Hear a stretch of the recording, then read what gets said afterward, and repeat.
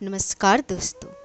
आज मैं लेकर आई हूँ फाल्गुन मास के शुक्ल पक्ष के आमलकी एकादशी व्रत कथा। इस एकादशी के व्रत करने से मनुष्य 1000 गौदान के बराबर फल प्राप्त कर लेते हैं और इस एकादशी के व्रत करने से सब पाप नष्ट हो जाते हैं। इस एकादशी के व्रत के बारे में जब मानधाता वशिष्ठ मुनि से पूछने लगे कि हे मुनिवर, आप कोई ऐसा व्रत और कथा सुनाएं जिसे मेरा कल्याण हो, तब वशिष्ठ मुनि कहने लगे कि हे राजन, सभी व्रतों में एकादशी का व्रत उत्तम है और आमलकी एकादशी का व्रत जो भी मनुष्य करता है उसका समस्त पाप नष्ट हो जाते हैं और मोक्ष को प्राप्त होते हैं। इसके बारे में मैं एक पौराणिक कथा सुना रहा हूँ, तुम ध्यान पूर्वक सुनो। एक वैदिश नाम का नगर था। उसमें चारों वर्ण के लोग रहते थे, ब्राह्मण, क्षत्रिय, वैश्य और शूद्र। चारों वर्ण के लोग बड़ा ही आनंद से रहते थे और सभी एकादशी का व्रत करते थे। उस नगर में कोई दुराचारी, दुष्ट आत्मा और पापी नहीं रहते थे और सभी सुखी संपन्न थे। और उस राज्य में चैत्ररथ नाम का राजा, चंद्रवंशी राजा राज करता था।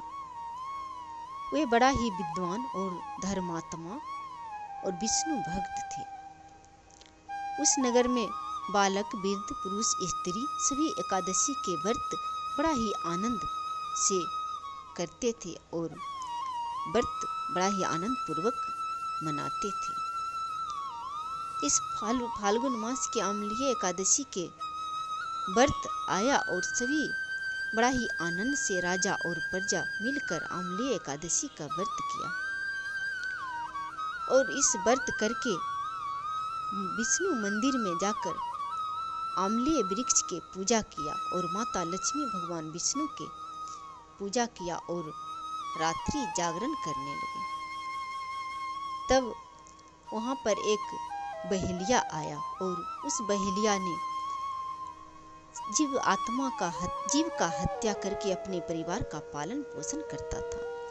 उस दिन कोई शिकार नहीं मिलने के कारण उसने भूख प्यास से व्याकुल होकर मंदिर में आया और एक कोने में बैठकर एकादशी के व्रत का कथा और महत्व को सुना और रात्रि जागरण कर लिया।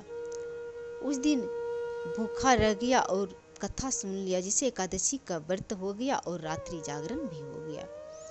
जब सुबह हुआ तो सभी राजा प्रजा अपने अपने घर चले गए और बहेलिया भी अपने घर चले गए।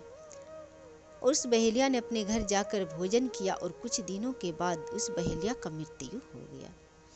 किंतु अम्लीय एकादशी के व्रत के प्रभाव से और रात्रि जागरण के प्रभाव से वे विदुरथ के घर में जन्म लिया और उसका नाम वसुरथ रखा गया।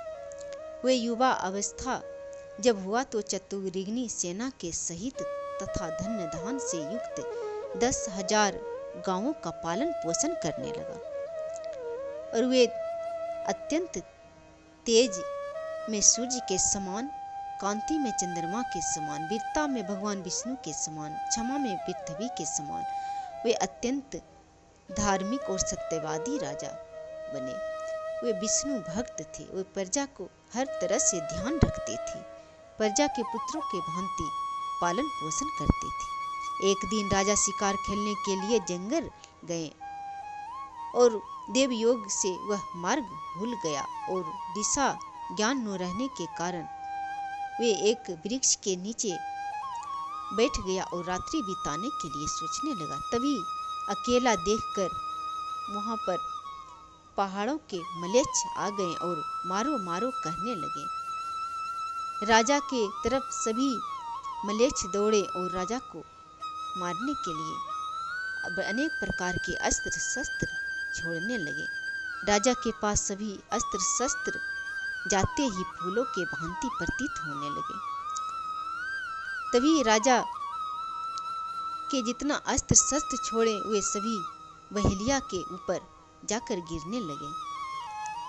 तभी वहां राजा के शरीर से एक दिव्य शक्ति प्रकट हुई। वह स्त्री के रूप में प्रकट हुई थी और उस देवकन्या ने सारा मलेच्छ का संहार कर डाला और सारा मलेच्छ को मृत्यु का घाट उतार दिया। जब राजा को होश आया तो राजा कहने लगे कि इस वन में मेरा कौन हितैषी है और मेरा रक्षा किसने किया और इस मलेच्छ का वध किसने किया। तभी आकाशवाणी हुई और राजा से कहने लगे कि हे राजन, भगवान विष्णु के अलावा तुम्हारा सहायता कौन कर सकता है। तब राजा अपने नगर को लौट आए और अपने राज्य में सुखपूर्वक राज करने लगे। महेश वशिष्ठ बोले कि हे राजन, यह आम्लीय के एकादशी के व्रत का प्रभाव था। जो मनुष्य इस आम्लीय एकादशी का व्रत करते हैं वे प्रत्येक कार्य में सफल होते हैं और वैकुंठ धाम को गमन करते हैं। इस एकादशी का व्रत जरूर करना चाहिए। यह कथा अच्छा लगा हो तो लाइक और शेयर करें। जय श्री हरि।